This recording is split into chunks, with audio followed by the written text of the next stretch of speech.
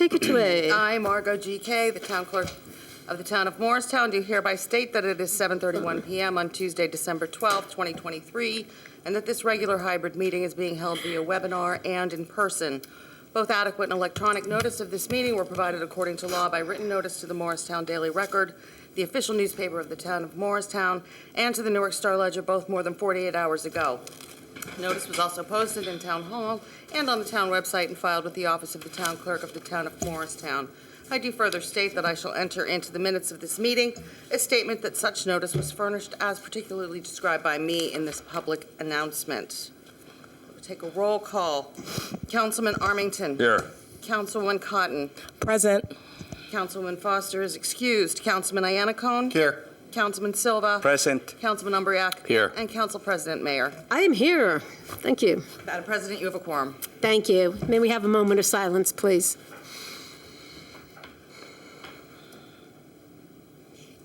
Thank you. If everybody would stand for the Pledge of Allegiance. Pledge allegiance to the flag of the United States of America and to the republic for which it stands, one nation, under God, indivisible, with liberty and justice for all. Thank you. Okay, before we get started, please be aware that public comment during the public hearing portions of this meeting will be held both in person and through the Zoom app. At the appropriate time, members of the public wishing to speak should indicate so by raising his or her hand in chambers or in the app. To comment via Zoom, click on the Raise Your Hand icon at the bottom left side of your screen. You may also raise your hand by pressing *9 on your phone. When it is your turn, I will send a signal through the app and ask that you unmute yourself so that you may be heard. To unmute yourself on the phone, press *6. Okay, at this time, I will ask for a motion to adopt 2 items in the consent agenda unless a member of council would like to consider them separately. I'll make a motion to approve the consent agenda items 1 and 2. I'll second. Okay, Councilman Armington. Yes. Councilwoman Cotton. Yes. Councilman Iannacone. Yes. Councilman Silva. Yes. Councilman Umbriac. Yes. Council President Mayer. Yes. Okay, at this time, I'll open the floor for a public hearing on any matter. For remote members of the public, please raise your hand in the Zoom app to indicate that you would like to speak. If you've joined the meeting via telephone, press *9. Kindly state your name and address and limit your comments to 5 minutes or less. Be advised that any derogatory comments targeting members of council and/or administration may be ruled out of order. Thank you. I'm going to open up public hearing. Is there anybody in chambers that would like to speak? I see a hand raised right here. Oh, that's Kristen Ace. Please, Ace. Hi, everybody. I'm Kristen Ace. I am the chair of the Morristown Shade Tree Commission. Do you need my address? Sure. 24 Franklin Street. Thank you. Thank you. I'm here tonight to ask you to please support the ash tree resolution that was created by Council President Mayer. This resolution allows federal funding to come to New Jersey to help us recover from the loss of the ash tree. In 2016, when the emerald ash borer was knocking on our door, New Jersey had 24 million ash trees. That year, the Morris County Parks Commission started its program to remove 12,000 ash trees along our trails in our parks to protect residents from the dangerous dead ash. That program was $600,000 in cost. The following year, the Morristown Shade Tree Commission began its 3-year removal and replacement program of the 200 street ash. Because of that program, as you move through Morristown today, it would be hard-pressed to believe that the emerald ash borer was ever a threat, but that is an illusion. As you move through different parts of our municipality in New Jersey, you find streets peppered or lined with dangerous dead ash trees. And while we were able to replace the 200 street ash, we have yet to be able to replace the 200 park ash that we lost, 75 of which was in Foots Pond Wood. Reforestation is a complex endeavor, and I don't have time tonight to go into it, but if you're interested, please reach out to me. I would like to give you a snippet of what New Jersey is facing today. So When the ash tree dies, it sets up a domino effect of loss. There are 4 species that are wholly reliant on the ash tree. And as the ash tree dies, those species become extinct. And the species that rely on those species either suffer or become extinct, and so on and so on. As we lose the ash, we lose the complex soil composition in our forest, which allows invasives to move in and destroy our forests further.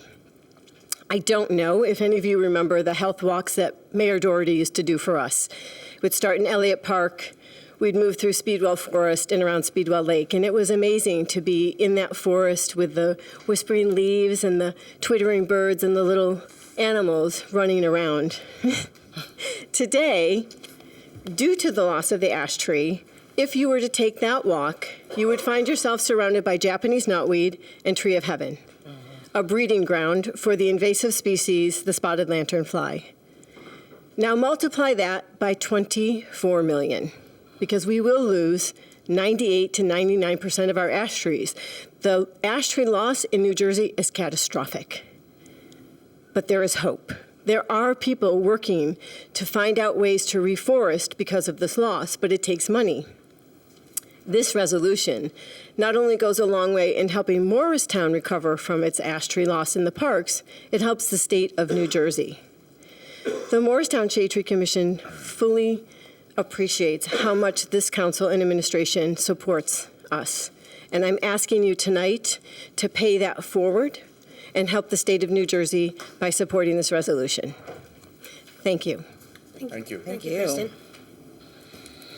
Does anybody else in chambers want to speak? Mr. Polipchuk? Good evening, Steve Polipchuk, 106 Early Street. I just want to thank Ms. Cotton, Mr. Armington, and Ms. Mayor. As a resident of the town, I really appreciate you guys serving for the time you have. And it is a lot of work, and I definitely appreciate it, and I want to say thank you. I also want to say thank you to the administration and the council here for considering the resolution to replace the AV equipment in here. As someone who's been in the audience for many years and has watched on live streams and recordings and have sat up there on the zoning board, it's a much needed upgrade, and I really appreciate the consideration of it. And I know the zoning board overall, the sentiment was that it was needed, and it's really appreciated. So thank you. Thank you, Thank Mr. you. Polipchuk. Thank you. Ms. Wilson? Hi, good evening, everyone. My name is Kathy Wilson. I serve on the governing body in Morris Township, and I'm here tonight because I know this is the last meeting for 3 of your council members, Councilman Armington, Councilwoman Cotton, and Council President Sandy Mayer. So I've had the opportunity to work with all 3 of you in various capacities over the years, and I wanted to extend my gratitude. And I also wanted to say a special word of thanks to Sandy.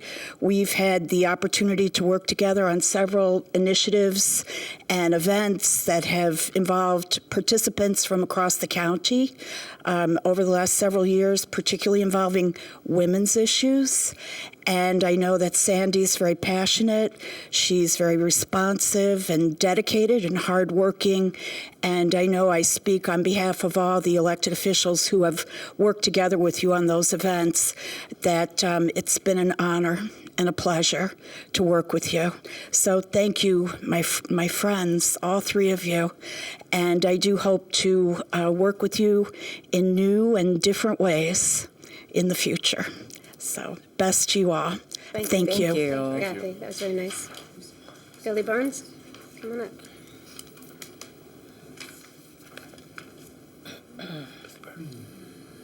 Good evening. My name is Bill Byrne, and I live at 100 Franklin Street. And I'd like to thank all the people like Councilman Armington, who's going to be going off. I really enjoyed working with him. Sandy Mayer, who helped with Councilman Armington to help get special needs housing in. I thank you both. And just wish you success and whatever you decide to do. And, you know, all the council members, they get up here every day, every night, you know, trying to do the people's work. But if you allow me a couple of seconds, I was talking to Mayor Tim Doherty, and now I've been on the rent leveling board for, got elected in 2006, and every time my term was up, Councilman Armington, I remember, said, "Hey, Bill, you going to run again?" And I said, "Yeah, you know." And so this is like really bittersweet what I'm going to say. But, you know, sometimes God calls you in different places. And right now, the disability movement really need my help because a lot of challenges, I'm sure, is going to come down the pike for people with disabilities. And so sometimes God calls you to move on. And this is one of the times that God is calling me to move on. So I just want to thank the people, Councilman Armington, Mayor Tim Doherty, Dave, am I saying your name right? De Silva, is it?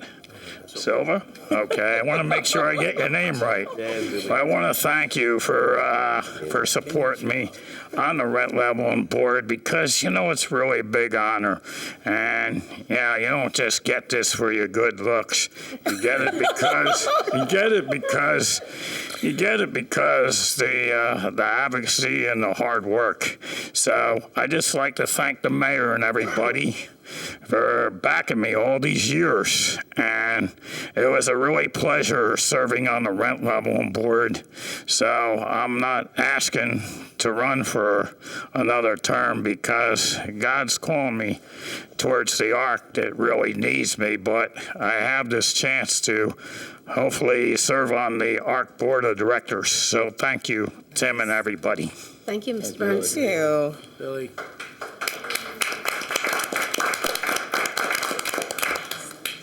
Ms. Verga?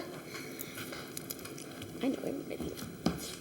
Hi, I'm Nancy Verga. I'm a councilwoman in Morris Plains, and I just wanted to say a fond farewell to my friends, Mr. Armington, Ms. Cotton, and Council President Mayer. I got to know the three of you through the elected caucus, the Morris County Democrat elected caucus, where we get together to share best practices. And as a lifelong learner, I have to say I've been inspired by all of you. I've learned a lot from you. And I was co-president with Sandy of the elected caucus, and it's been really fun. She brought the fun, I brought the seriousness, and we were a great team, and I'm really going to miss you, and I wish you all well. And I'm really grateful for your service because every time you step up and raise your hand, as the gentleman just said, you set the example for our young people about caring about civics and your government and decisions that affect you. So thank you. I know what it takes to run and what it takes to serve, and it's gutsy, and you're all really great role models. So thank you so much, and I'll miss you. Please keep in touch. Oh, absolutely. Thank you. Thanks. Ms. Duarte? Amalia Duarte. I am a committee woman in Mendham Township, and I actually have three different items that I'd like to address the council president and mayor and everyone here. First off, the resolution 167 regarding the ash trees. I can't say more than it's already been said by Kristen Ace. She really captured the problem very well. I was one of the co-sponsors along with council president mayor. We had 9 municipalities in total that sponsored this resolution in Morris County, Hunterdon County, Somerset County, and Mercer County. This is a huge problem across New Jersey, not just here in Morris County. And so we really need, I'm glad that you're going to support, I'm assuming, this resolution, hoping, because it's in my community of Mendham Township, we're looking at about $1 million to take out the ash trees, let alone try to replace them.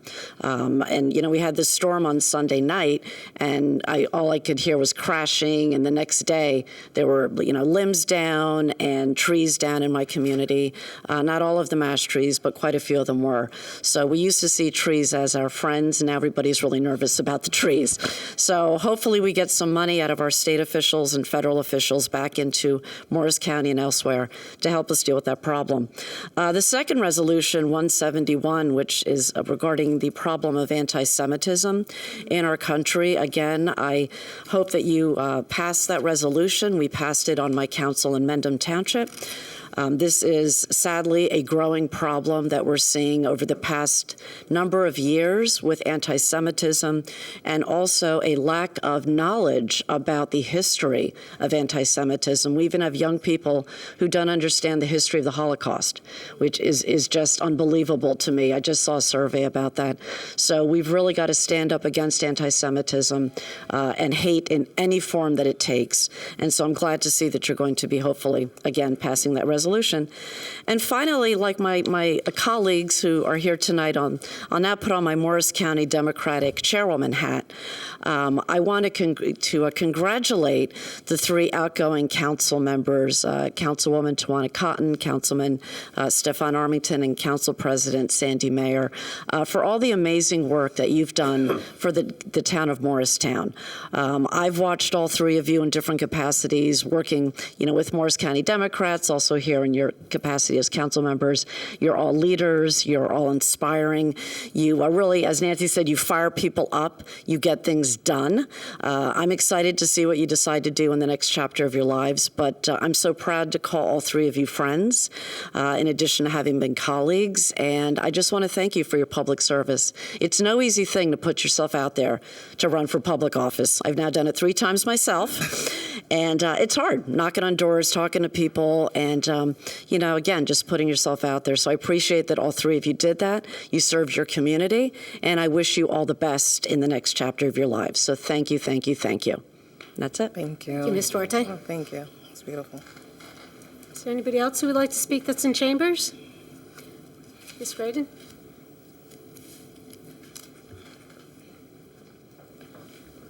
So I, too, would like to speak in Can you support. just announce your name and address, please? Marcia Graydon, 2 Guy Court, Morristown, Windmill Pond. Gosh.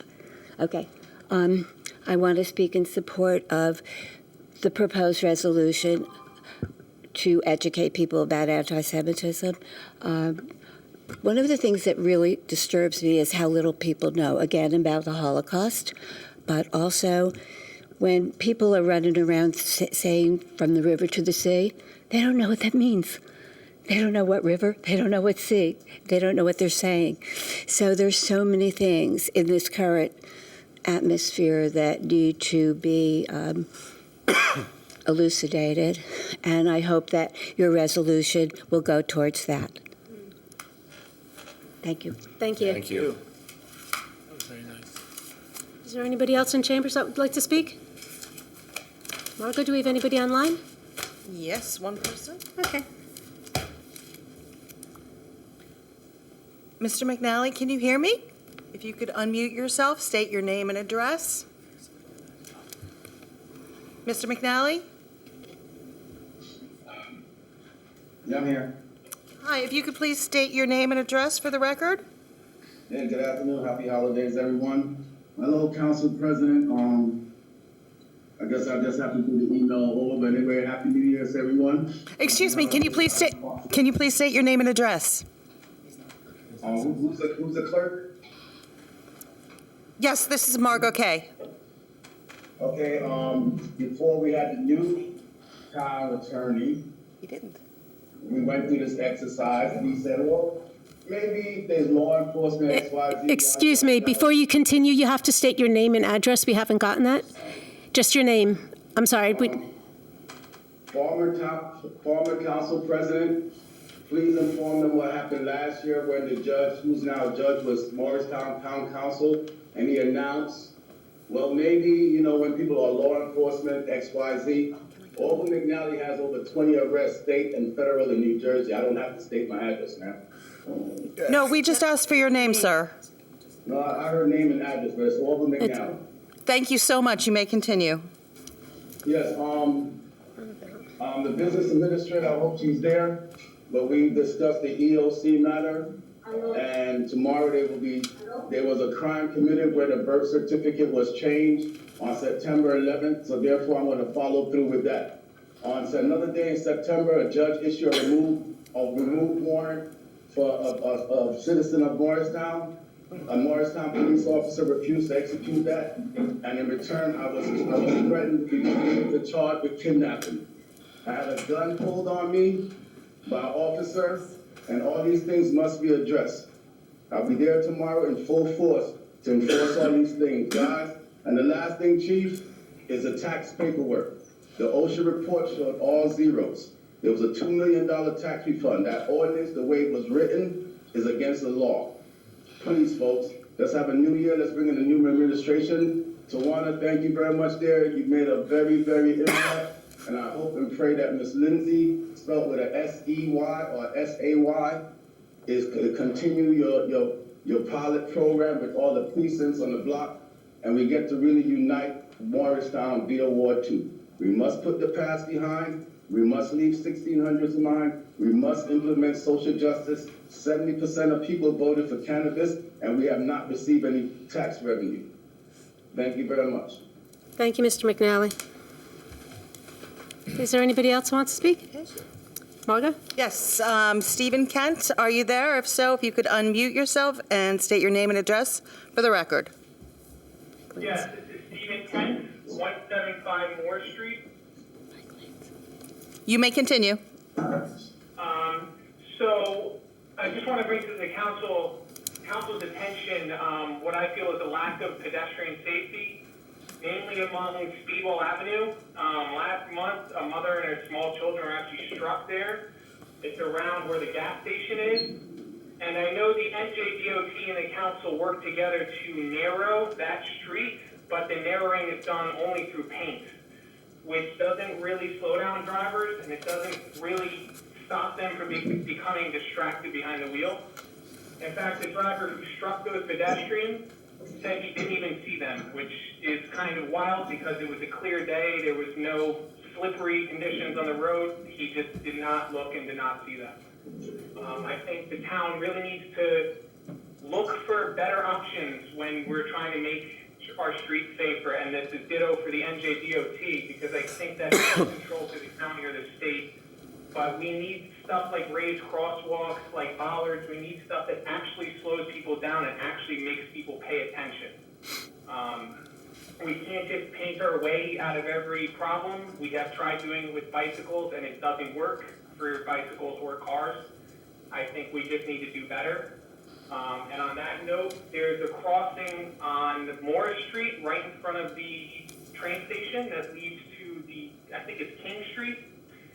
At night, that crossing is, to put it simply, a death trap. There is not a lot of lighting, and cars park against the intersection of King Street and Morris Street. So there's really no way to see pedestrians. I've seen near misses. I have had a few near misses myself with pedestrians and cars. I really think they need to implement some proper daylighting to stop people from parking up against that intersection and blocking visibility.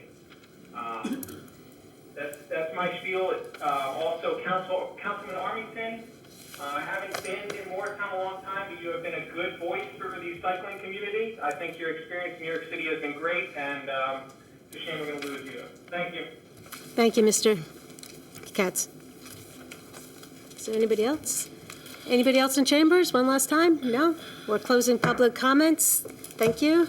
And we'll move on to council response to public comments. So I'll go first. Thank you, Ms. Ace, for supporting our resolution. And it was a group effort between myself and Amalia and Nancy to write that resolution. I've been, preaching about it for a while, trying to figure out a way to go about getting funding. And when Amalia came to me and Nancy and said, why doesn't the Elected Caucus submit a resolution to the League of Municipalities, I was all over it. And when we went and we presented, it was unanimous vote both times to introduce and adopt. So now it's going to the legislature, and hopefully we got support. I know Senator Bucco was really all over it. So hopefully we're going to follow up with him, and I'll just keep going at it with you also. So thank you for your support, and to my friends, my elected friends, thank you.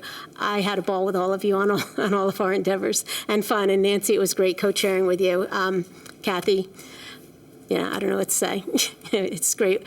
We'll be talking. And Amaya, thank you so much for coming out and supporting. And thanks everybody for coming out and supporting everybody's initiatives.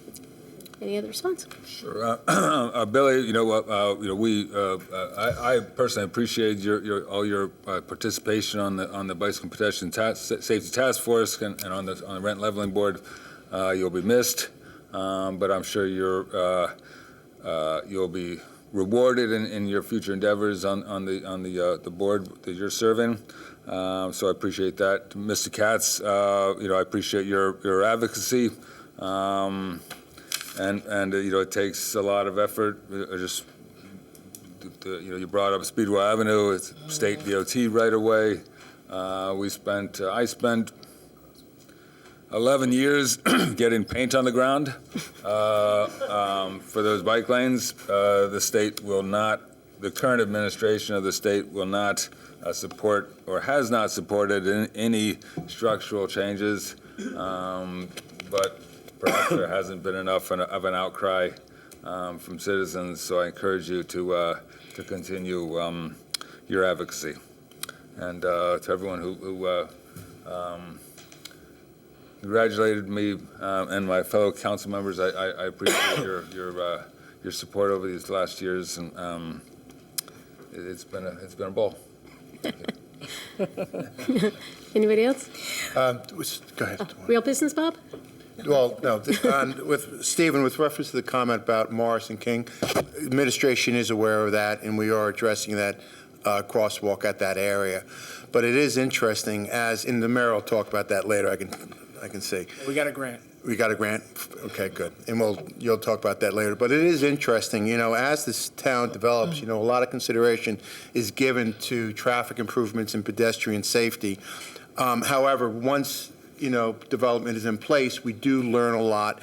And in fact, along Morris Street, we're working with administration now with two areas. It's actually some of the areas, for example, Ford and Franklin with the, it's a one-way street.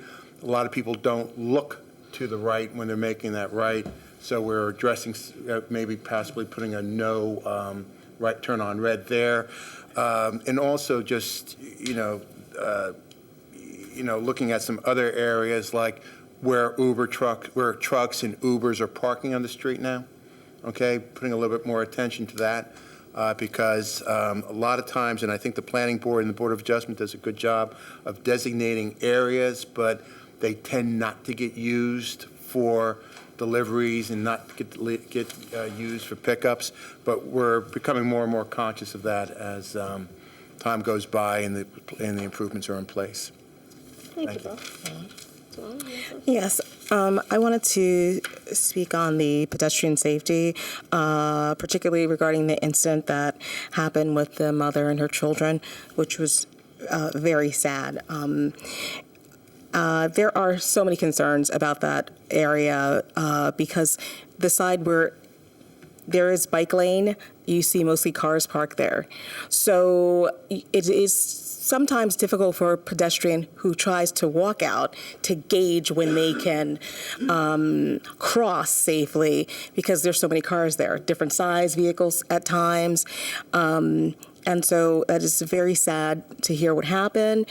And hopefully with education, I know that David Silva always talks about educating, pedestrian education and safety.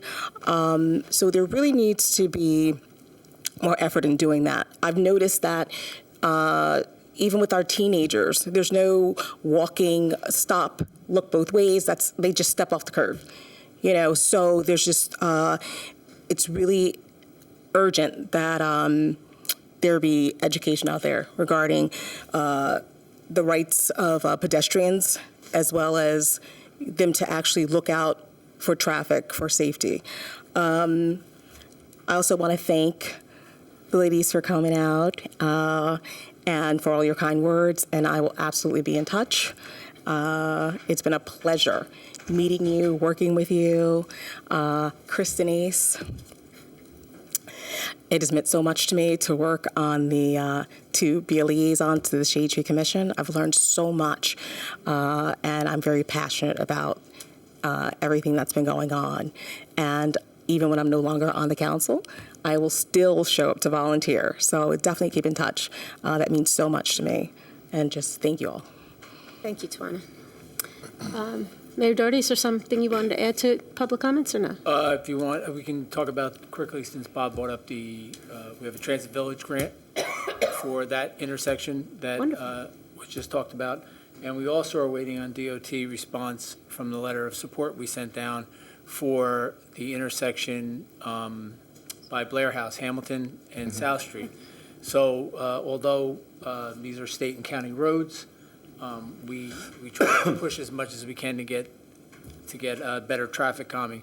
We do have had programs out there that deal with traffic calming and also with pedestrian safety. We've done blitzes on education. I'm going to stress this again to the public. In today's world, people are so consumed by a lot of different things. Oops, sorry. Your time's up. Too much water. Time to pee. I'm going to give you one example. I was in the middle of a crosswalk on Maple. Now, Maple's not the most busy street, but there's traffic on Maple. In the middle, nobody coming either way, and I saw a car coming down Maple going, it would be east to west. And I stopped and I said, that car is not going to stop. It has no intention of stopping. And I was in the middle of the crosswalk. And I yelled. That car jammed on his brakes, got out of his car, and he said, shut the up or I will kick your... That's what we deal with, because people are either not thinking about what's going on, or they're consumed with all the stuff that's going on in the world today. They're on their phones. They're not paying attention. So it is imperative that we as citizens and pedestrians take responsibility also to make sure that the road is clear to cross. Because if you're thinking that everybody that you step into that lane is going to stop and sees you, they're like, I don't know if you have seen it. Have you ever seen anybody driving on the highway with their heads down like this? And they're, you're just like, yeah, everybody's shaking their head, yeah. They're just, it's become such this.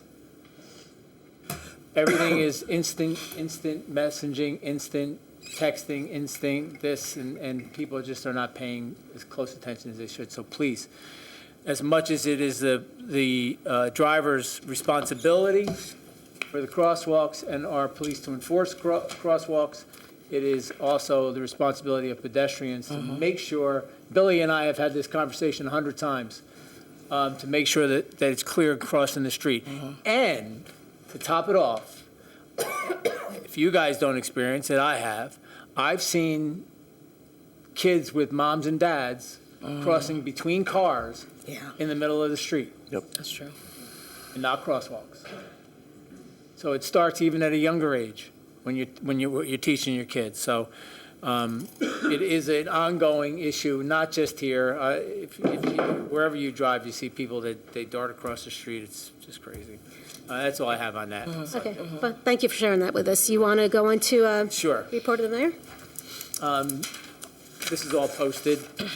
This is the holiday home decorating contest. It's all posted on the website. Ends the 20th. You can register. You still have time to register. Go check the townofmorristown.org, and you get all the information on the holiday home decorating contest. And there's prizes. All right. Thank you. 11/11, we had Veterans Day service. 11/12, I can't believe it's that long ago. MPAC Arts had their annual Theater of Lights at the Vale Mansion, which was great. 1117 Morristown Police, Fire, and Public Work employees joined in assisting Community Food Bank in New Jersey and turkey, ham, chicken roasters, and holiday boxes to 22 local organizations to help those in need in the holiday season. Thank you to the Morristown team for assisting in this effort, and special recognition and thanks to CFBNJ for all you do. Interested in donating, you can visit their website at www.cfbnj.org. The Morristown Partnership Annual Festival on the Green and Santa's Arrival was at the 26th. Ethan and the Bean. Grand opening took place with ribbon cutting on 770 Speedwell Avenue on 11:30. Get a chance. I just had coffee with the Shade Tree Commission chairwoman the other day. Go there. It's an amazing thing. I saw Nate there. It really is great to see people with intellectual and physical disabilities, autism, and other issues working and participating, and Valley Bank creating that with the family who created Ethan and the Bean. It's a great idea. It's a great way for learning skills for people with intellectual and physical disabilities, and the coffee's pretty darn good.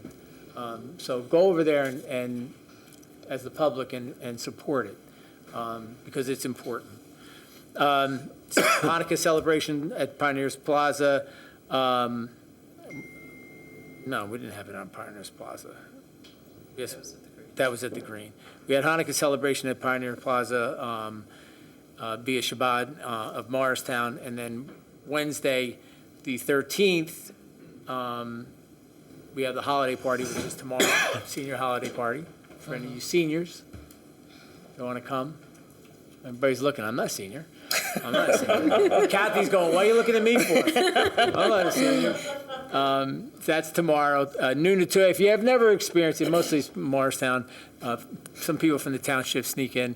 But it is well attended, and it's a lot of fun. So if you go, obviously you're all welcome to come. Some of us seniors. Noon to 2, and the food's really good, and the seniors have a blast. I think Kevin from Morristown Green once said if I wasn't mayor, I'd have a good job as a game show host. I think you printed that once, didn't you, Kevin? At 6 p.m. Also tomorrow, there's a Hanukkah celebration of the Morris Jewish Center at the Green by the fountain. So if you can attend, 5 o'clock tomorrow on the Green for another lighting of the Hanukkah celebration for with the temples. On Sunday the 31st, 4:45 p.m. to midnight. Guess what that is? First night, Morris County. We still have first night here. I do believe we're the only one in the state. I do believe that we are the only ones. And then I have a few announcements. So if you're looking for something to do New Year's Eve and you don't partake in a party, or you're not a drinker like myself, first night is a great thing to experience in the downtown, as long as it's not like 0 degrees and freezing. But it's still good to get out, and lots of people around, lots of different events. So check out the website at firstnightmorris.org for tickets. Retirements. Carol Lindskog is retired as of December 1st after 28 years with the town's Department of Revenue and Finance. Everybody knows Carol upstairs? She has officially retired. Angela Swanston retires on January 1st. Does anybody know where Angela's in? The clerk's office or vital statistics office? I call it the clerk's office because big office, vital statistics. On January 1st, after 23 years with the Vital Statistics Bureau. Remember, Town Hall is closed on the 25th, and Monday, January 1st, in observance of Christmas and New Year's Day. Also, I would like to echo what the public has said to the 3 council members that are leaving. I'm sitting here thinking, boy, when I left council, nobody came up and said anything. I just left. That's really nice. It's very nice that you came out and support. It's a lot of class, and you feel really good about it. But make sure you're here on the reorg day for your plaques and for that day, because when you leave and you're no longer a council person, you will receive a plaque on the reorg day. That's usually the process when you leave office. So I hope to see you all three January 2nd here in the council chambers. Jan 2nd. That's it. Okay, thank you. You're welcome. Okay, moving on to presentation, Max on Mars. We have Mr. Vitola gracing us tonight. Oh. Yes, yes. I mean, this is a great last meeting. Yes, I am here. Frank Vitolo, Sills, Compass, and Gross. It's very nice to see everybody. I echo my friends in congratulating our three departing council people. Like you said, I'll call you up. Sit down, don't steal his spotlight. geez. Come on. You get my 1 minute. Nate, you should know better. So I echo in congratulating you three. I know we've worked together on many projects, and I enjoyed working with you. But like everything else in life, there's also a bright side. And the bright side is that because Stefan's not on the planning board anymore, the meetings are about an hour shorter. So that's a good out of all of it. Yeah, who said he's not on the planning Oh, board? jeez. Anyway. It's not even April Fool's, Frank. One and here we are. can wish, but Stefan, if you're still on it, of course, we'll be fine. 7? All right, so this evening I am here on behalf of Hampshire Real Estate Companies, and over here to my left is Don Engels. Don, raise your hand. Don is a principal at Hampshire Real Estate Companies, and we're here to talk about the 85-unit mixed-use building called Max on Morris. David, does the council know all about the certificate of completion and compliance, like what it's, Well, just what it means? Do you want me to give a little bit of? It's going to be a long night, Frank.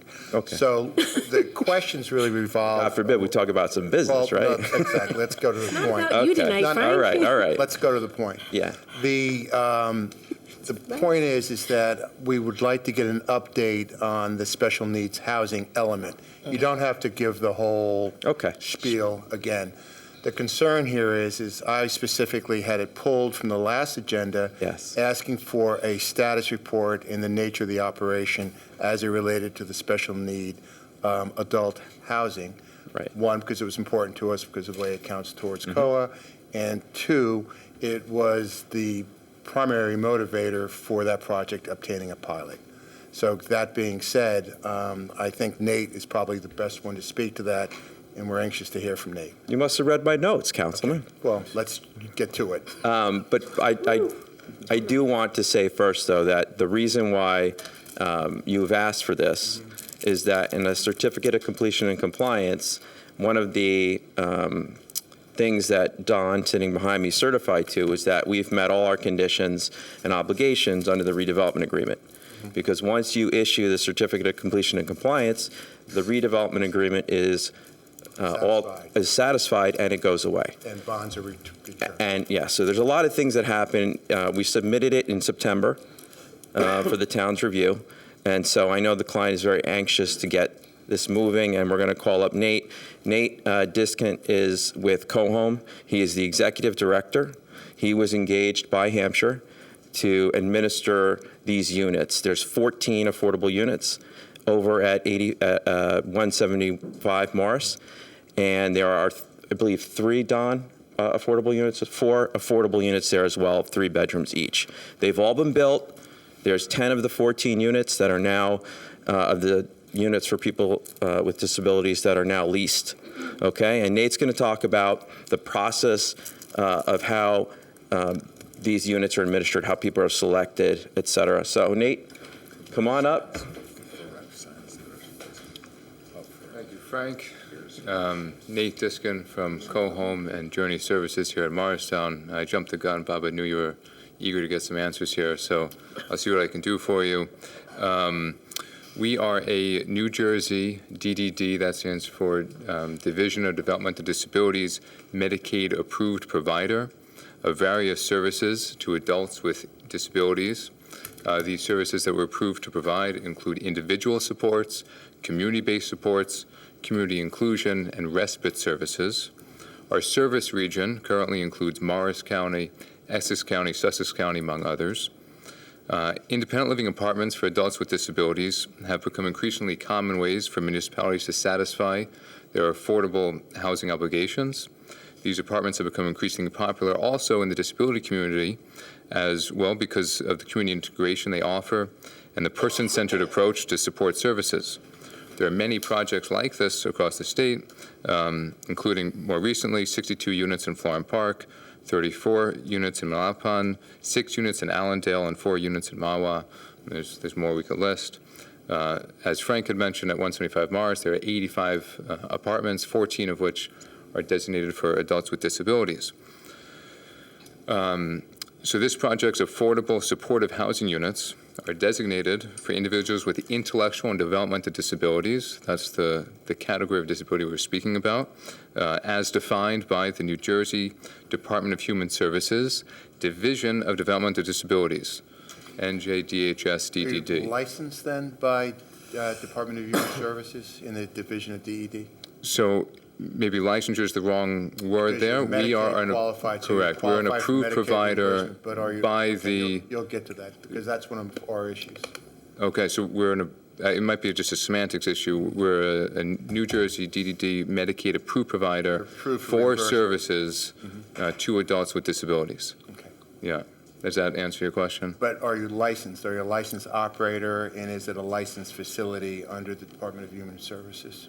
So I guess maybe there's a semantics issue here. Yes and no. There's reimbursement issue, which you've addressed, okay, so maybe, why don't you finish your presentation and I'll get there. Well, I know. Does the state come in and inspect your units? They do. They do. They do. Yes, we work with DCA and DHS through the Supportive Housing Connection. And do you provide the support services that the licensure regulations require? So again, I think there's a semantics issue. We're talking about a New Jersey DDD Medicaid approved provider for adults with disabilities. We do meet that criteria. I think maybe, I don't know, there's a... I understand that. And that's reimbursement. Okay, now I'm getting to the other question. So if you're speaking about like a DDD licensed group home, that would be a different... Yes or no question. Are you a licensed provider? Okay, so this is... Not for reimbursement, for a licensed operator. Okay, so this is, again, a semantic issue. It's almost like asking a physical therapist. Continue. So just for the board's edification, my wife's a physical therapist, so I'll use this metaphor. It would be similar to asking a physical therapist. She's a licensed physical therapist if she is certified. And she would say, I'm not certified, I'm licensed. So, okay, we're going to have a switch of the words here. And you'd say, oh, well, shouldn't you be certified? Well, I'm licensed by the board, by the board to be a physical therapist. So I think maybe there's just a confusion of terms here. Let me stay with this one question, and we'll move on, because I think the answer you're giving me is no, which is okay. Then it's actually how you I guess it matters operate. what you're speaking about. So if you're speaking about like a New Jersey licensed group home facility that would have been funded through NJHMFA. You don't necessarily have to be funded. Funding is a different source, too. Bob, let him finish what he's saying. Go ahead. So it's a totally different beast. Supportive apartments, all of the units that I've just described, the 62 in Florham Park, 34 units in Malapan, 6 units in Allendale, 4 units in Mahwah. All of these projects are operated the same way we're operating Max on Mars. They're privately operated that qualify for Medicaid reimbursement. Correct. I understand that. Okay. Okay. Go on. Great. So this project's affordable supportive housing units are, again, designated for adults with intellectual and/or developmental disabilities as defined by DHS DDD. Which provides public funding for certain services that assist eligible New Jersey adults with IDD ages 21 and older. To be determined eligible for DDD services, an individual must be a New Jersey resident, be Medicaid eligible, meet the functional criteria of having a developmental disability, and must document that she or he has a chronic physical and/or intellectual impairment that, 1, manifested in developmental years before age 22, 2, is lifelong, and 3, substantially limits the individual on at least 3 of the following activities: self-care, learning, mobility, communication, self-direction, economic self-sufficiency, and the ability to live independently. We have at 175 Morris, we have 4 one-bedroom units and 10 two-bedroom units. All 4 of the one-bedroom units are currently leased. 6 of the two-bedroom units are currently leased, and the remaining 4 are spoken for. We continue to work with the Supportive Housing Connection, the Department of Human Services, the Department of Community Affairs, and the individual support coordinators to help them move forward with the leasing process for those units. Can I pause you there with a question? The selection, because you saw my questions, I sent them to you ahead of time. That's right, and we're going to get to the selection process shortly. Maybe we can cut this short. Okay. The question I had there was, do you make the selection, or are you on the priority list with those agencies, i.e., usually with the licensed organizations, you have to be critical, i.e., your parents are dying, a parent has died, no longer can live at home. There is a priority, there's an urgency factor put into the wait list for these units. Do you participate in that criteria? We do not participate in the state wait list. This is an affordable housing opportunity as well as a supportive housing opportunity.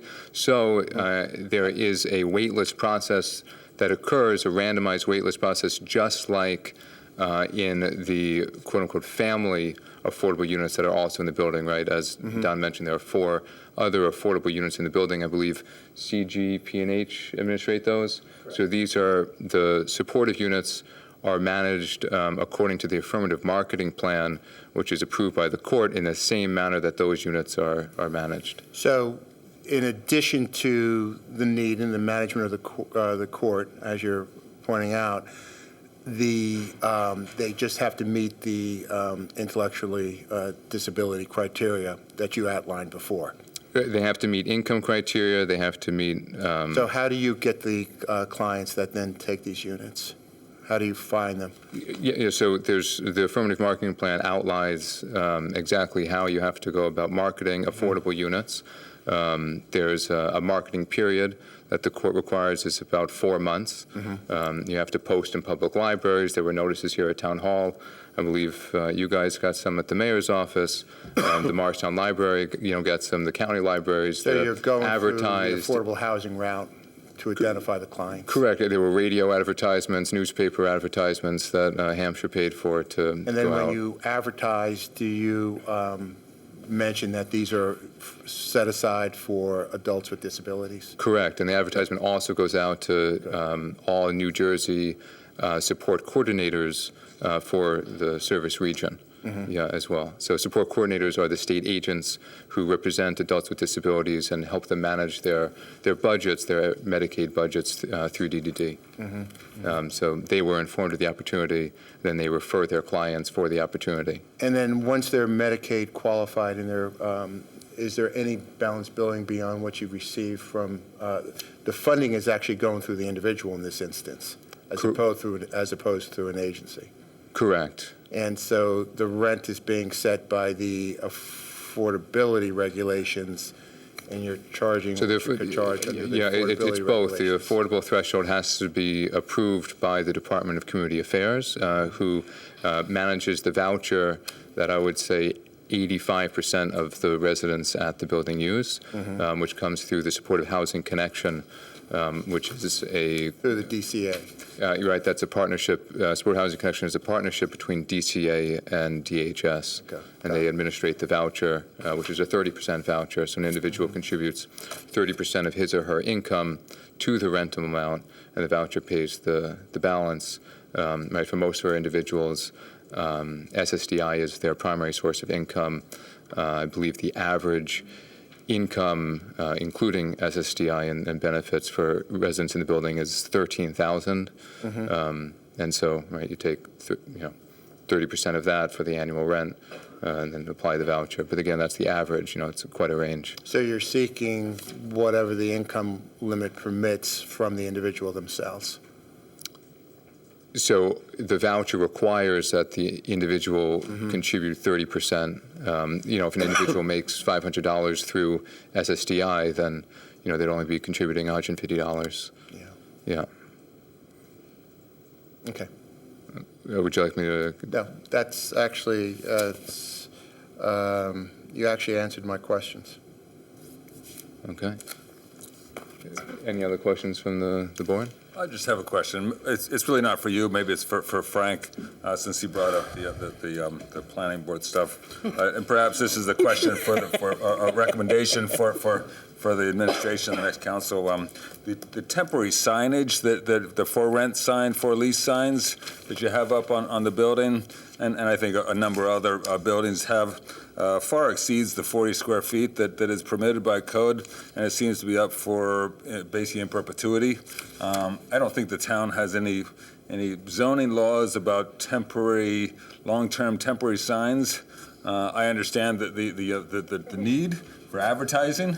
I think it would be worth considering next year by the future administration. Councilman Armington. Thanks. Mr. Engel said he'll take them down. I don't think you need to take them down but you know. What else will you do, Frank? Well, we had a presentation, but it turned into a cross-examination, but, that's about all we have. Do you want him to do the rest, Bob? No, I don't think so. Because I know you know all the answers, but maybe, there was some more.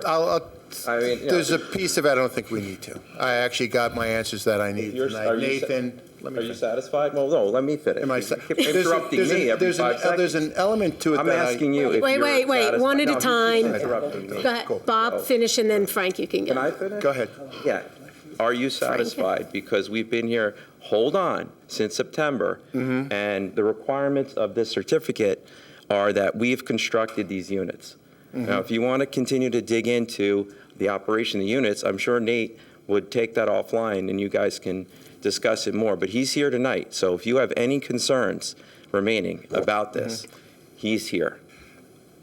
I am satisfied that you satisfied the elements of the developers agreement. You're going to get your vote tonight. Okay. Okay? That's what you came here for. That's what you came here for. Nathan, I am not happy, to be frank with you, because the type of individual going into these units, I'd much rather see them part of the priority system. I'd like to see them part of the license system, and I would like to have seen them actually where they were part of an organization where that balanced billing that you're referring to was not an element of their residency in those units. Okay? So that being said, I think you're operating it. You've got a good mission going. You're working at it. Go. Okay. Yeah, thank you, Mayor. Thank you. Okay, I'd like to take that conversation offline, Bob.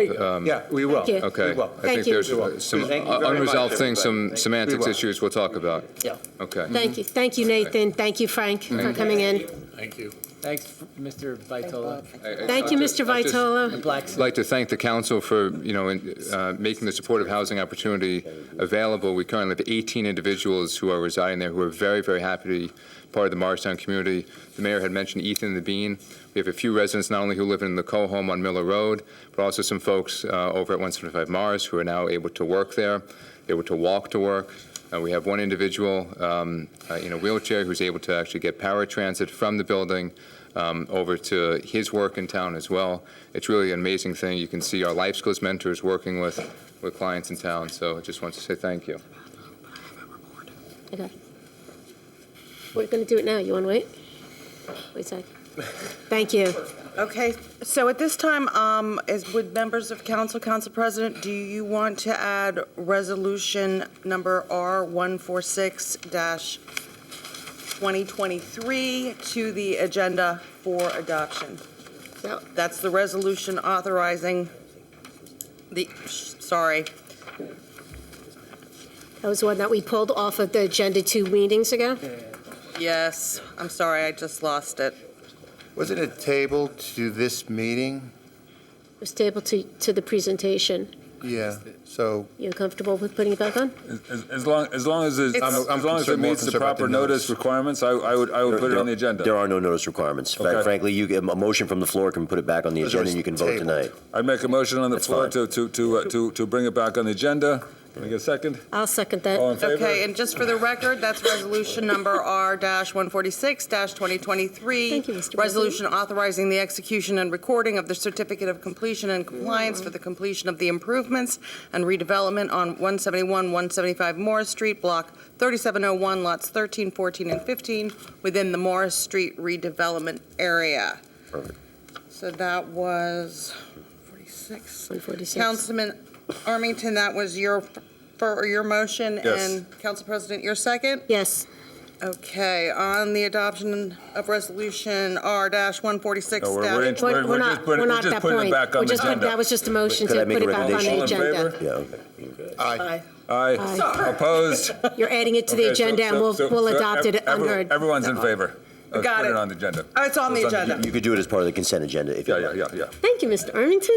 Moving right along. I don't even know who's in charge anymore. Certainly not me. Okay. Okay, we're going to go to council liaison reports, if that's okay. Ms. Cotton, why don't you go first, since you want to step out of the room? Thanks. One moment, please. Do you want it? Oh, yeah, absolutely. Okay. Okay. Shade Tree Commission report. 4 screech owls were released in Foots Pond Woods several weeks ago. It was a quiet, private release so as not to scare the birds.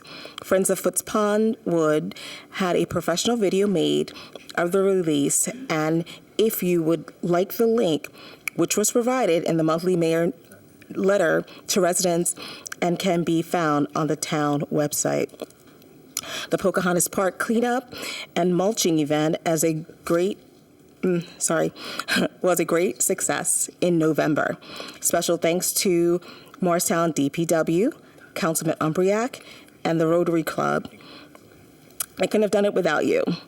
They removed invasive grass and spread 14 yards of mulch.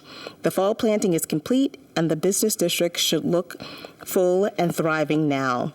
Special thanks to Council President Mayor, Councilwoman Cotton, myself, and Councilman Ayanna Cone for attending the League of Municipalities panel on urban tree care, which Shade Tree Commission Chair Kristen Ace spoke on the importance of shade tree commissions. Happy holidays to all of you from the Shade Tree Commission. They have great plans for next year and look forward to our continued support, or the new council's continued support. Thank you. Thank you. Does anybody else have a? Yes. Go ahead, Mr. Silva. Morristown Environmental Commission, right now there are only 3 members in the commission. At the last meeting on December 5th, they highlight that they need to recruit new members. They are working on that. They are being proactive in town, and that's the plan for the next year, an updated environmental resource inventory, waste reduction, community events, and being more involved with Speedwell and Pocahontas projects. Thank you. Just real quick, just want to publicly acknowledge Jennifer Waring in the back there from the partnership. The Santa arrival on the green was a terribly cold and rainy night, but it was very well attended and very well done, so kudos to you. And I also just want to note, I'm surprised the mayor didn't mention it, but Morristown recently named the 64th most Christmassy town in America. Well, actually, the second in New Jersey. Second in New Jersey, Cape May, Cape May and Morristown. And 64. And that is an article out that I was just texted of the top 50. I think it was the top 50, Chief? Gauntlet down. Top 50 in the country. Yeah. Best places, best towns. And we're number 30. Yeah. So, I mean, but drive around. Besides the green, I mean, just drive around. There's so many homes that are beautifully decorated, and it's just, there's a lot of Christmas spirit here, so it's great to see. We actually were on Channel 4 News. I know you. I saw you. I saw that too. I just want to say thank you, Mr. Umbriac. Jen, the green this year, it just looks more decorated, brighter. I don't know. I got a lot of compliments people have been telling me, so thank you for the partnership. That it's just spectacular this year. So we have a housing authority report also. Okie dokie. So the housing, the commissioners met on November 27th. The meeting was actually held on Clyde Potts Drive, which is nice because it returned Clyde Potts from being upstairs. It gave an opportunity for quite a few of the residents from Manahan Village to actually come to the meeting, and the meeting was well attended. And that was the first meeting this year where we actually had a good representation from the community. The mayor was there, others were there. Keith gave his report. They did receive the Aspera funds. That's the part of what we'll call, let's call it, for lack of a better term, part of the consideration for the sale of the facilities to the new owners. The monies coming to the Housing Authority itself was approximately $16 million. So that $16 million is now with the Housing Authority. Keith also gave an update on the social activities that were going on within the Housing Authority. There's a lot of good things. For example, on Monday, Tuesdays, and Wednesday, they have a snack and homework program at Manahan Village. So there's those programs now, especially as the renovations kind of quiet down, a lot of those social programs are coming back. And actually, some of this funding that is going to be available gives a lot more opportunity for some other social services and other support programs for the residents of those facilities. Keith also gave an update on the status of the buildings. The senior buildings, as of the end of the year, the renovations on those buildings will be complete. 80 of the 200 units in Manahan Village are going to be complete also by the end of the year, with the balance of the 120 units being completed next year, along with the common areas in Manahan Village. The audit was introduced. The good news is that it got pulled, but the good news is it was going to their Finance Committee. So they now have established, because also at the meetings, the bylaws were amended, creating 3 committees for the Housing Authority: a Finance Committee, an Asset Management Committee, and a Community Outreach Committee. So they now have 3 committees that are going to focus on the new operations of the newly constituted Housing Authority. So the Finance Committee was going to be meeting with the auditors and actually having an opportunity to question the auditors and review the audit with the Finance Committee itself, which is really a great step also for the Housing Authority. The meeting kind of stopped there as to what I'll call the official meeting, and it was open to the public at the end of the meeting. Now, before I go there, and I stress this all the time, people have to remember who's managing that property is Orback. Now, what was great about that meeting is it gave an opportunity for the residents to talk directly to Orback with the commissioners present, so they could hear what was going on. But really, the answers, when you're talking about the concerns that were being raised, for example, loss of heat during the renovation and the placement of space heaters in place of heat, things like rent statements, the timeliness of getting rent statements, being the ability of paying online. Having Orback now at those meetings, it's a good thing. It's a really good thing because now they can get the answers directly from Orback at those meetings. The biggest concern that really came up was the lack of Orback having a good, solid work order system. So people, the way it works now is they're giving a phone number. A lot of people weren't aware of that phone number. They call it up. They say, I need XYZ repair, and then there's no tracking of it. There's no work order number assigned to it, so they can call, say, what's the status of my work order? The Housing Authority or others don't get reports that actually outline the outstanding repairs that are outstanding and what's the age of those repairs, because again, Housing Authority does have the right to withhold payment on those vouchers if proper repairs and maintenance aren't being made on the buildings.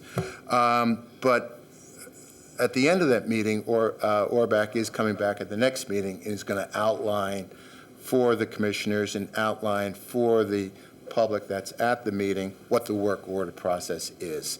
So, it generated an issue, it's generating a result. Lastly, what I would like to mention is those meetings are good. And what I've been suggesting to Keith is the responsibility is Orback. Close your meeting and then open it up as a tenants meeting.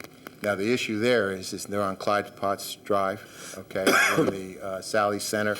The opportunity is how do we get representatives from the 3 other buildings, and maybe even some of the other Section 8 housing in town to come to that meeting? How can they get to that meeting?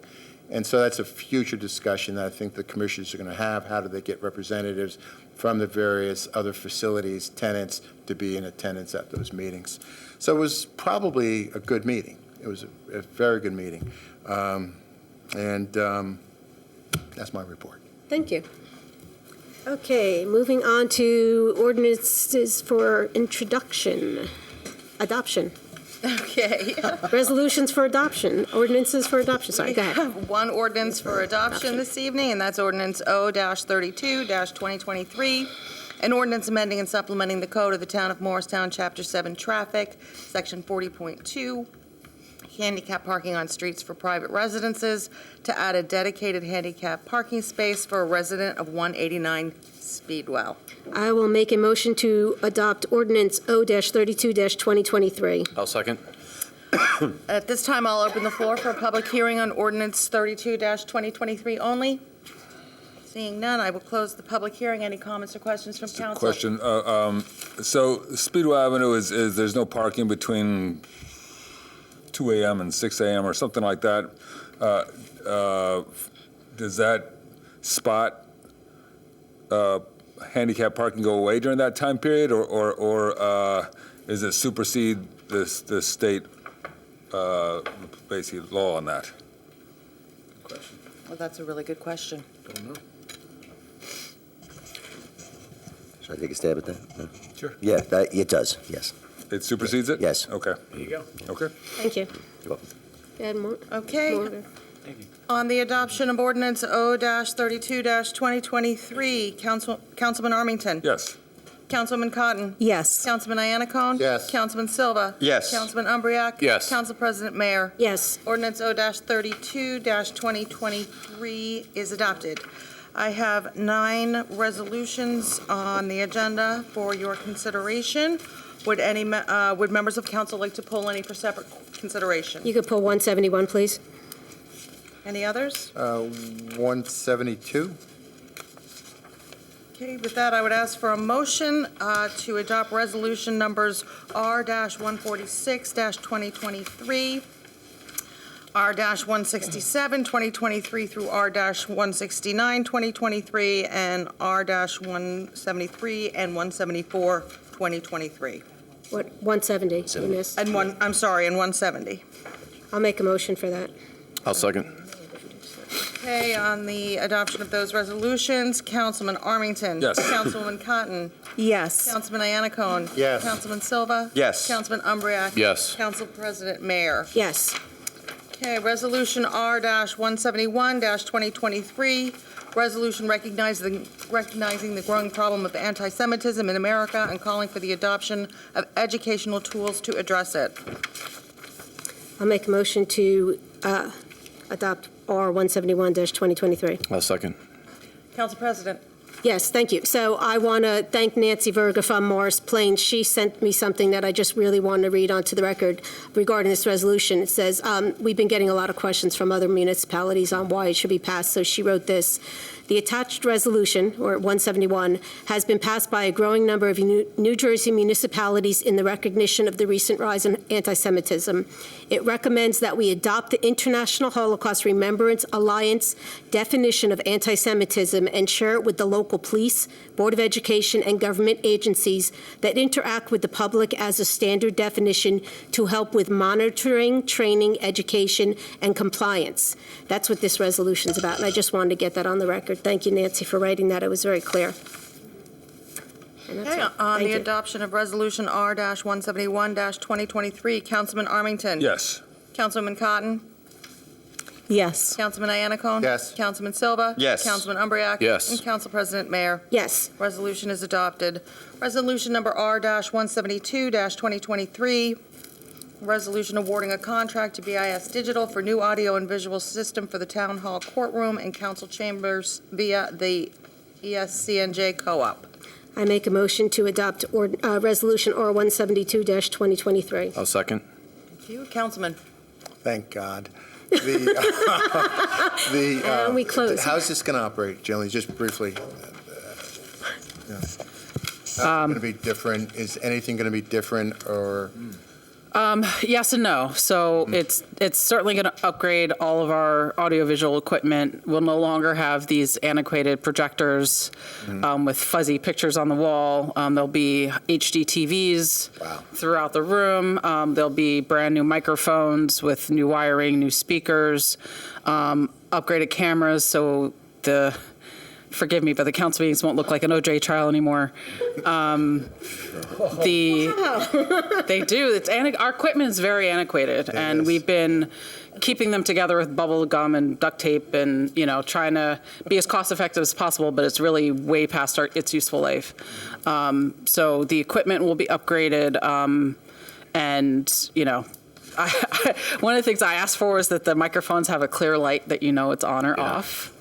So I know that's Yes, kind of a pet peeve of everyone's, but it will be substantially upgraded equipment. So it'll integrate with, if we decide to do hybrid meetings in the future, it'll integrate with that more easily. There'll be upgraded recording equipment. Kind of everything will be new. This whole system, everything will be new. And so the sound with the hybrid meetings would be much improved. If we move forward with hybrid meetings, yes. Good. Very good. Very good. Thank you for using the old system the several years you've been struggling with it. Yes. I mean, keep in mind, too, we also have the live streaming of the meetings that has been in place for quite a while. So that's also available to our public. I think people may not be aware that that's an option, that the meetings can be live streamed on our website as well. Thank you. Go ahead, Monica. On the adoption of Resolution R-172-2023, Councilman Armington. Yes. Councilwoman Cotton. Yes. Councilman Iannacone. Yes. Councilman Silva. Yes. Councilman Umbriak. Yes. Council President Mayer. Yes. Resolution is adopted.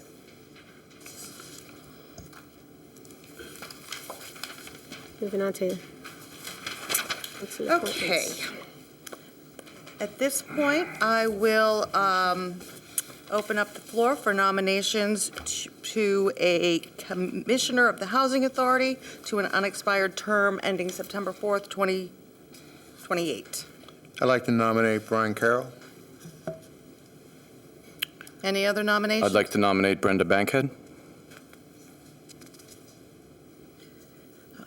I will close the nominations. Going in alphabetical order on the nomination of Brenda Bankhead. Councilman Armington. No. Councilman Cotton. Abstain.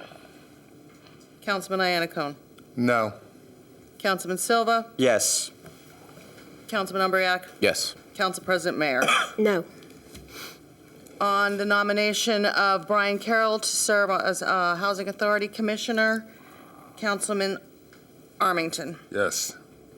Councilman Cotton. Yes. Councilman Iannacone. Yes. Councilman Silva. No. Councilman Umbriak. No. Council President Mayer. Yes. Mr. Carroll is hereby appointed to the Housing Authority as a commissioner to an unexpired term ending September 4th, 2028. At this time, I'll open the floor for nominations to the Rent Leveling Board for a Class A tenant for an unexpired term ending 12/31/23. I'll nominate Sonia Marsilio.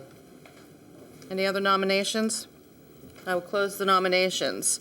On the appointment of your candidate to the Rent Leveling Board as a Class C member on a term expiring December 31st, 2023.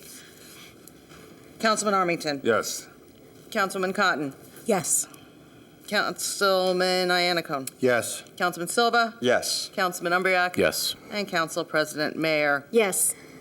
She is hereby appointed a Class A member of the Rent Leveling Board to a term expiring December 31st, 2023.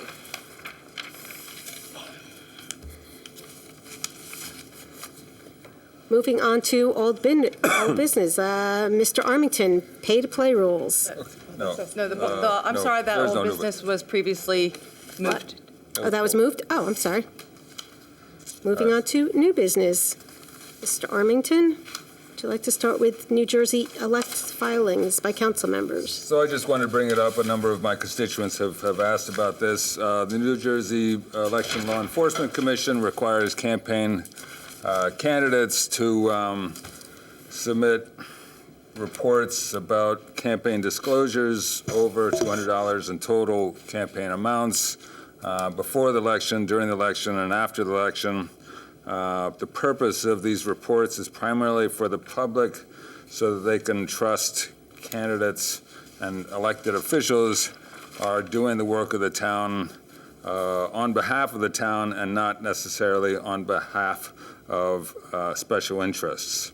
Unfortunately, two of the council candidates elect, I won't name them, have not submitted any reports for the general election. I think you're mistaken there. They're not on the campaign. I checked today's report, so so hopefully they're filed and irrespective. My point is, is there something we can do as a council to encourage these council members to file their reports prior to them swearing their oath of office?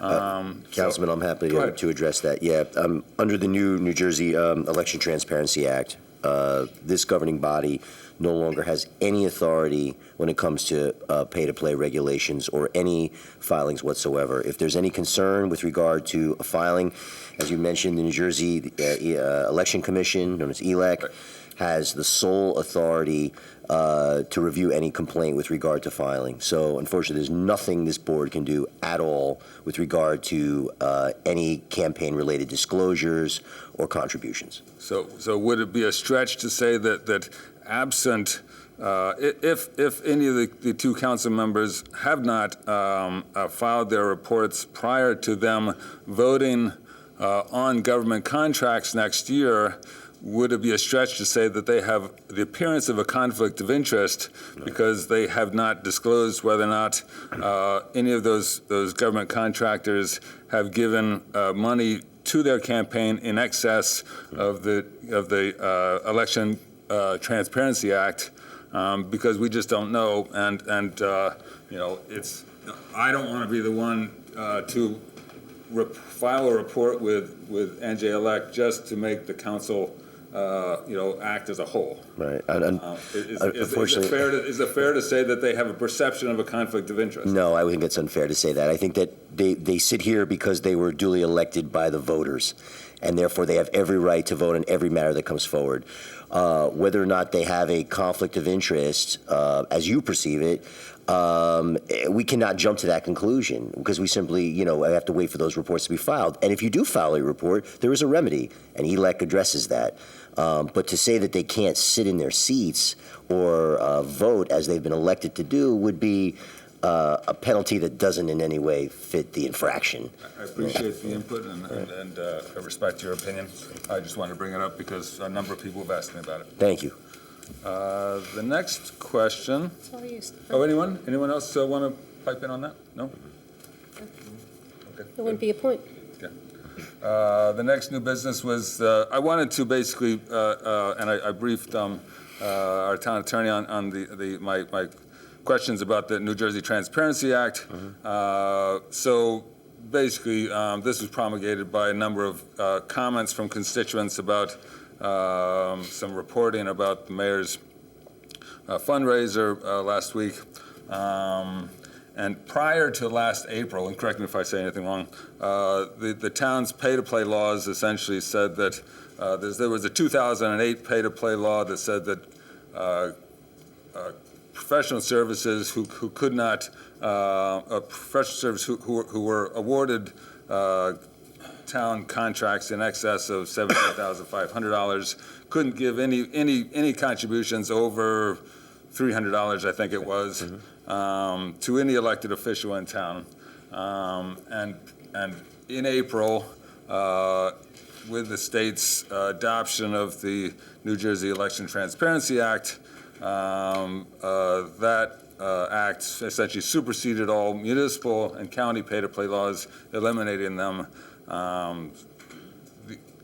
I've read through the act a number of times, but it's not clear to me what the maximum amount that professional services can contribute without violating the act. Okay, so, all right, I think, Councilman, everything you said is correct. The prior to the New Jersey Election Transparency Act, there was a patchwork of local pay-to-play laws throughout the state. I think the state said, this is confusing, this is difficult, there should be one law across the board, and that's what they did. They adopted a law. And when they adopted that law, they basically said that everyone is subject to the state regulations on contributions, which is, for an individual, $5,200. It was previously $2,600. It's now $52,000. But the way that's allocated is the same way it has been allocated previously. If you are a 10% owner or more of a company, is attributed individually to those individuals. So it can individuals within that company. So it has the potential, depending on what the partnership interest is in a particular corporation, it could be more than $5,200. Right. But as a rule of thumb, it's $5,200 for an individual. What they did do, though, is they lowered the disclosure amount. So it used to be $300, now it's $200. So in essence, you have it is more transparent in that you see more. You have a greater likelihood that the contribution will be reported. However, the contribution limits have come up. I hope that answers your question. I think so. I just wanted to be clear. So the Transparency Act of basically the reporting is the transparency portion. So professional service contracts can now give up to the $2,600 or $5,200 to any elected official and still receive that government contract. But basically it's all reported, so it's transparent. Like Absolutely, I just absolutely. want to make sure that the public was aware of that. And so that's all resolved. Everybody from who is now, whether you are under contract with the town of Morristown or not, is subject to the state law, which generally speaking is $5,200. Yeah. And the act does state that contractors need to continue to disclose contributions, and is that so? In our prior to April, in our adoptions or resolutions for hiring contractors, it included a disclosure form. Will that be will it continue to happen that? No, I've recommended it be removed. Okay. Yeah, no, that's because now the state has all of the filing, all of contributions will be based through state filings, and we couldn't use any contribution to bar an individual from a contract. Even if they gave in excess of the state amount, that'd be something the state would have to deal with. That's not something that we would use as a bar to contract. So just so I'm clear, contractors have to report to the state. Exactly, or any candidate who files has to place those contributions on their quarterly filings, or as it gets closer to the election, there's more and more filings. That's where it's required. So then going back to the prior item about the NJ-elect filings, if candidates don't disclose their reports about filings, how can the state be confident, and how can the public and the town be confident that they're actually in conformance with government contract pay-to-play laws? As I said, there's the avenue for that complaint. There is a way you can file a complaint with the New Jersey Election Commission. They are the sole arbiters of these types of complaints, not us. Okay, appreciate the input. Thank you. Anyone else? Just one follow-up question on that. As a protection, though, vast majority of our contracts are actually competitively bid. Yes, correct. They're all of our professional services are subject to a fair and open process. So when you say fair and open process, that means, like, for example, when we hire professionals or we hire any service, is there a dollar threshold on that, like greater than a certain amount? Well, actually, when it comes to professional services, it's across the board. Yeah, absolutely. Any professional, whether it be an engineer, attorney, auditing firm, all of the professionals are subject to a fair and open process. It means they have to present their qualifications, they have to be qualified, and that's something that this council does, and then once we have a pool of qualified firms, qualified professionals, then we contract with them based on that process. And is it competitive? Yeah, absolutely. It's competitive. Yeah. And that's true of, for example, if we're hiring somebody to do garbage or paving, it's a competitive bid. Correct. It's a little different. It's not a straight bid, for instance. So in a bid, we're just looking for the lowest responsible bidder. We don't do that when it comes to professionals, because we're not just looking, we're looking for, do you have the experience? Do you know, there's more to it. And that review is done by administration. Correct. And it's subject to approval by this body, yeah. So multiple bids are usually always sought, and they're reviewed per state guidelines. Absolutely, and we get many responses to our request for qualifications, our fair and open process. Okay, good, thank you. All right, the last item that I wanted to close with, what? No, I said it's your. I think everyone knows that I've been somewhat critical of the administration, the police department, no offense, chief, of the town's enforcement of certain items, bikes on the sidewalk, noise, things like that. I did take the opportunity last month to reach out to the clerk's office and get the last 10 years of violations, and so I provided a summary of those violations by year, broken down by the respective town code sections. It does show that the town has enforced the noise ordinance every year. 2022 there were 0 violations, but this year there was 1. 2018 there were 10. So it does happen. If I meant to say that there were 0 violations, I was wrong. Bikes on the sidewalk, there have been 7 violations since the laws were adopted in 2013. Either it doesn't exist or it's really difficult to do. Again, I'm not going to talk about.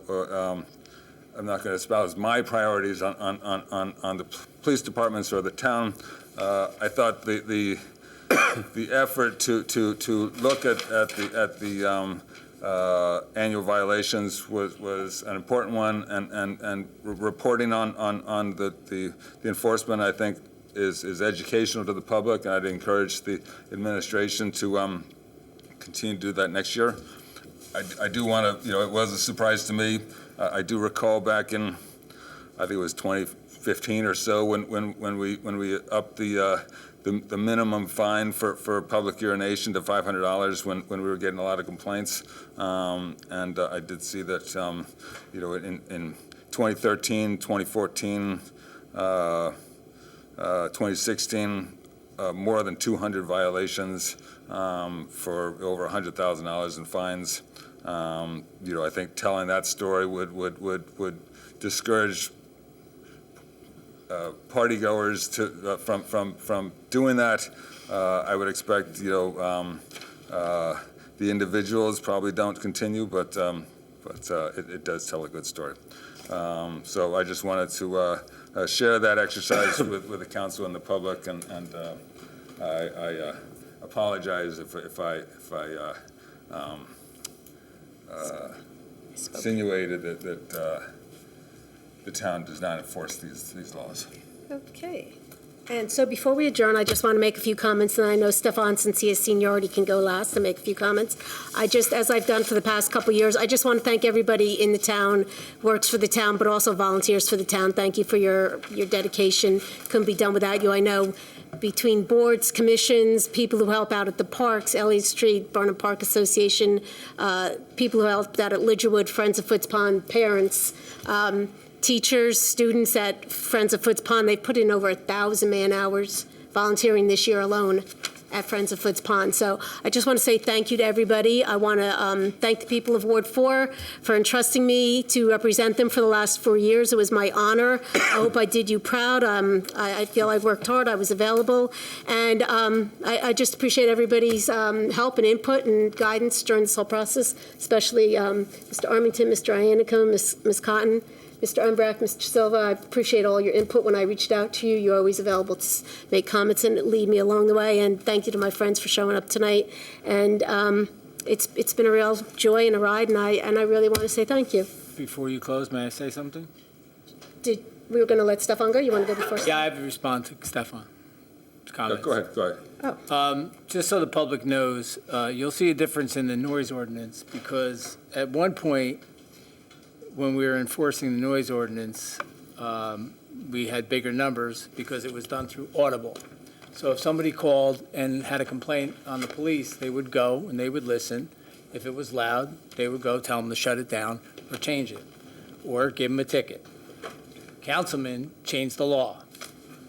And when he changed the law, it made it much more difficult to enforce because it's done through decibel reading. It makes it almost unenforceable. So the reason why there's a change in those numbers, and then you want to talk facts, we'll talk facts. Right. That's why the numbers are different, because the councilman changed the law after a recommendation from the public safety director, 11-page report, and many other towns that had this to say, don't do it, because that would be the end result. So that's the first thing. Just put it on record. You opened the can of worms, not me. The second, what was the second thing you talked about? Because I kind of bikes on the sidewalk. Bikes on the sidewalks. We almost every meeting ask the police to enforce bikes on the sidewalk. Right. Now, the reason why I'm saying this to the public, so the public's aware, we cannot dictate to the police department what to do. When we did, what did they do to us, business administrator? They sued us. Okay? That's how it works. That's how government works. So just for the record, for the public to think that the administration doesn't do their job, we do. So just for the record, thank you. But also just as a closing, as a light rebuttal, the noise in 2021. This is all about your leaf blowers. In 2021, the noise ordinance was proposed and adopted by all 7 council members. So I know, but the report said don't do it. Yeah, but it was. But it was your initiative. It was in my initiative back in 2013. So don't complain when something can't be enforced because you changed the law. And so what my recommendation was, based on the last 4 years of reporting, is that the next council essentially eliminate the noise ordinance and go back to the qualitative thing that you want to enforce. And here's the main issue. Mr. Ray, who's in the ordinance, I don't mean to call him out, on the decibel readings on leaf blowers. We checked what the decibel readers were on these new electric leaf blowers, and some of them are higher than the 65 decibels. They are. Some of them. So, but the corresponding ones. So it's going to be very interesting when you have a noise ordinance and somebody's using an electric leaf blower, and it's illegal. Well, well, I'm just saying when you change laws and make laws, you don't look at every ramification of the laws that you change. The changing of the noise ordinance is the reason why there's a drop-off, because you changed the law. You did, and you got the council to agree, and that's fine. But that's the result of what you did. Yep. Okay, and the reason why you're bringing up the noise stuff is all about the leaf ordinance is coming because you don't feel there's enough enforcement. And I get that. I really do. But you can't tell the chief of police, hey, I want your guys to make sure that they get bikes on the sidewalk. So we don't have the authority to dictate to the police what they enforce and what they don't enforce. I was speaking to the chief when I mentioned that. Okay, I'm just putting it on record because you're making it sound like the administration doesn't do its job, and we do our job. And just as a slight rebuttal on the leaf blowers, the leaf blower ordinance, which was passed by referendum, is not associated with the noise ordinance. It's actually chapter landscaping equipment or something like that. No. But if the leaf blower is above 65 decibels, you can tell them to shut it off. Because it's a violation of the noise ordinance. So you can't use a leaf blower. But gas-powered leaf blowers aren't permitted, 9 months out of the year. That's one thing, but that's part of the ordinance. That's both. Okay. It does both. Let's wrap it up.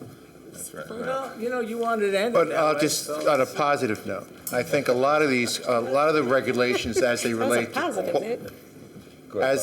to quality of life, okay, the good news is that, we don't expect the town to enforce everything. You can't physically be everywhere, We complain about, for example, speeding on Morris Avenue. What do? And I think this is what we do well in this town. You call up to Jillian, you say, listen, speed well, can you put an officer out there for you? Boom. It slows down, it's good for another 4 months. Similarly, what the noise ordinance does and some of these quality of life ordinances does, it gives a forum for discussion. It gives a forum for talking. I will not use the example I was about to use, which was on leaf blower, because I don't want to talk about it anymore. Okay. But it creates that forum for discussion between neighbor and neighbor, and if necessary, escalation to the town. And so when we look at, we do encourage this of the public, come with complaints, come with concerns.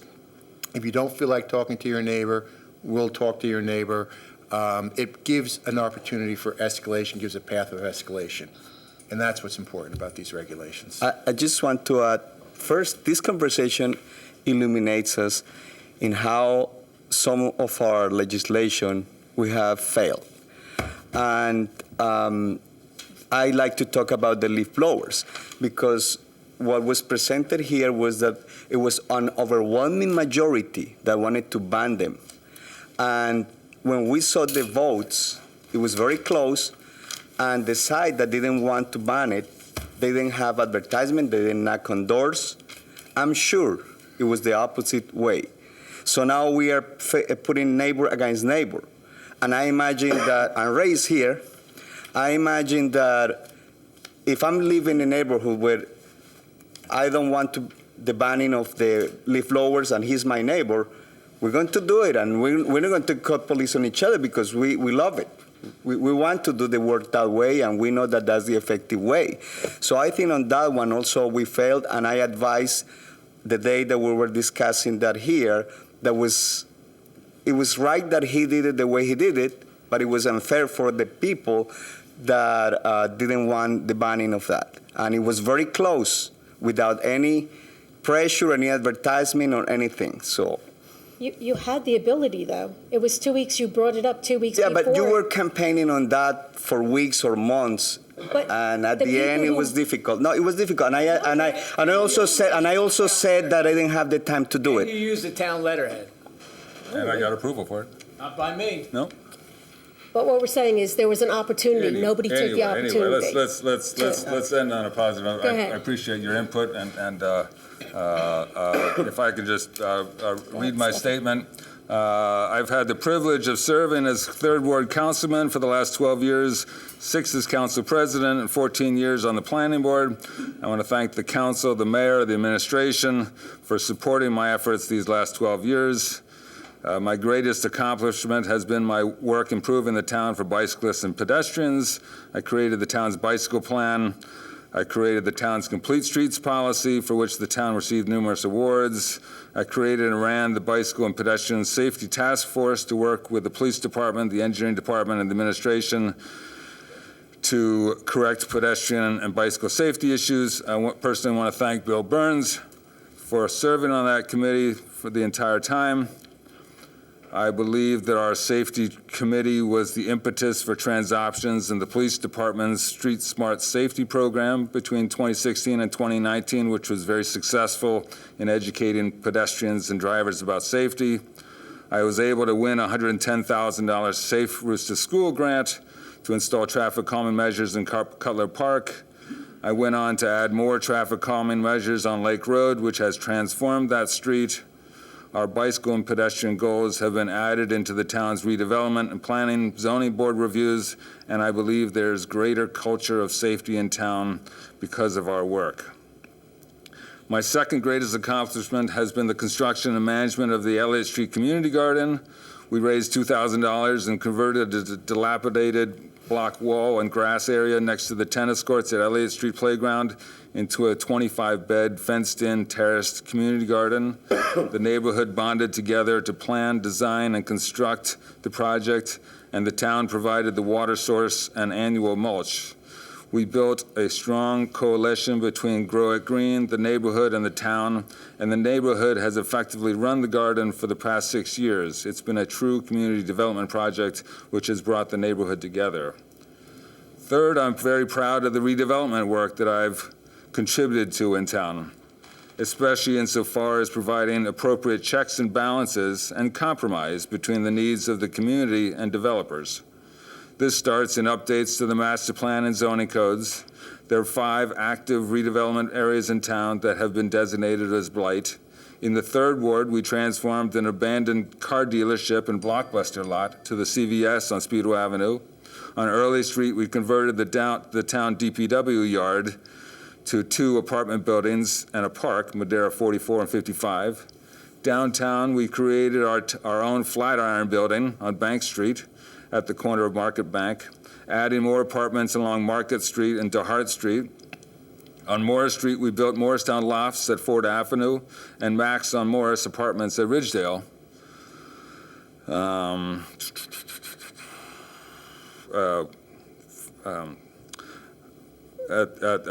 And we converted the town's Burger King strip mall into prime Class A office space. Throughout these redevelopment projects, we've created hundreds of affordable housing units in Morristown. I'm very proud of the town's first roundabout at Spring and Morris, which I think is a huge success. Lastly, I wanted to mention some of the ordinances that wouldn't have happened if not for my initiative. Eliminating paid medical benefits for elected officials and lifetime medical benefits for elected officials with 25 years of service. Redevelopment pay-to-play laws, which are now dead. A seasonal ban on gas-powered leaf blowers, a time-of-day restriction on motorized landscape and construction equipment before 8 a.m. on weekdays and 9 a.m. on weekends, the purchase of the town's only police hybrid cruiser, I believe, licensing of short-term Airbnb rentals, noise ordinance restricting on emergency generators, the right to kayak on Speedwell Lake, the right to develop bed and breakfast establishments in town, residential permit parking in Alexander Hamilton neighborhood and on Speedwell Place, on Henry Street, and in Clinton Street. And last but not least, approval of medical and recreational cannabis dispensaries in town. That's the favorite one. Serving the residents of the 3rd Ward and residents townwide has been one of my life's greatest pleasures. I especially want to thank Mayor Tim Doherty for guiding me in the early years, including me in many of the difficult decisions, allowing me to run with my priorities on my own, and his patience and tolerance when we did not agree.